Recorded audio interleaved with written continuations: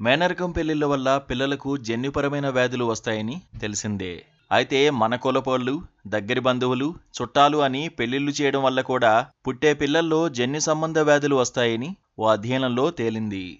అందుకే కొన్ని కులాల్లో కొన్ని వ్యాధులు వారసత్వంగా వస్తున్నాయని ఈ అధ్యయనం గుర్తించింది.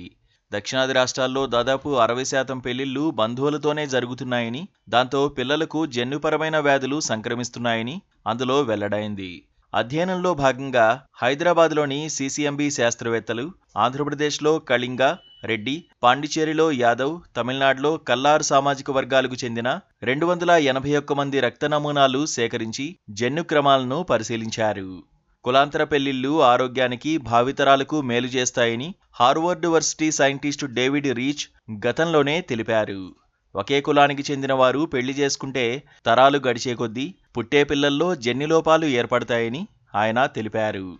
కులం లోపల పెళ్లిళ్లు శతాబ్దాల తరబడి జరుగుతుంటే అవి భవిష్యత్తు తరాల ఆరోగ్యంపై తీవ్ర ప్రభావం చూపుతాయని తెలిపారు.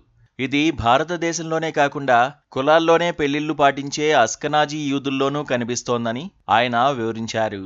భారతదేశంలో కుల పెళ్లిళ్ల సమూహాలు చాలా ఉండడంతో వ్యాధులు కూడా ఎక్కువయ్యే అవకాశం ఉంది. దీంతో పిల్లలు జన్యు వైవిధ్యం లేక వ్యాధులు వచ్చే అవకాశం ఉందని అంటున్నారు. ఇప్పుడు తాజా అధ్యయనంలోనూ ఇదే అంశాన్ని వైద్యులు కనుగొన్నారు.